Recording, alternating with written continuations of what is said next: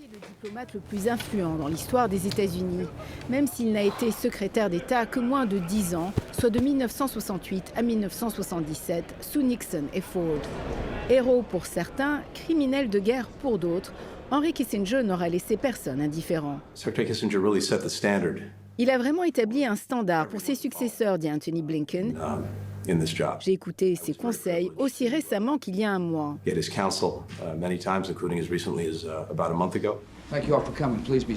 Kissinger avait aussi l'oreille de l'ancien président George Bush, qui lui a même consacré un portrait.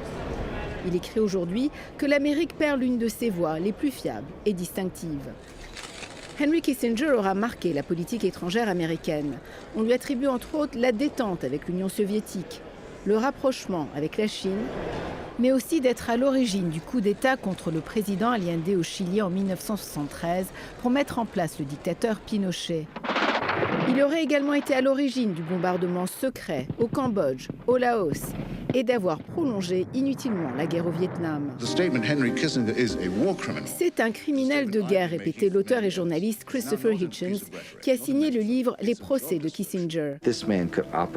Comment cet homme pouvait manœuvrer à un niveau aussi horrible sans être exposé, dénonçait le journaliste américain Seymour Hersh.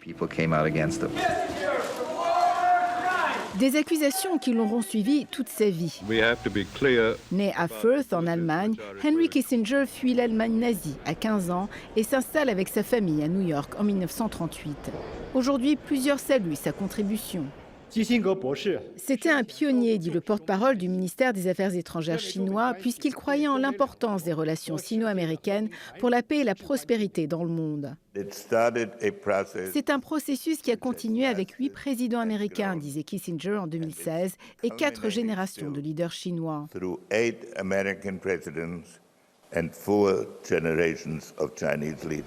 Et c'est dans le secret qu'il aura mené ses plus importantes négociations diplomatiques.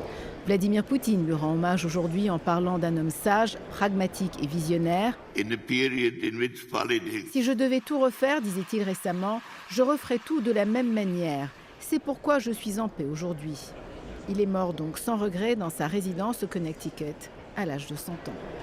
Ici Azeb Ouadlegurgis, Radio-Canada, Washington.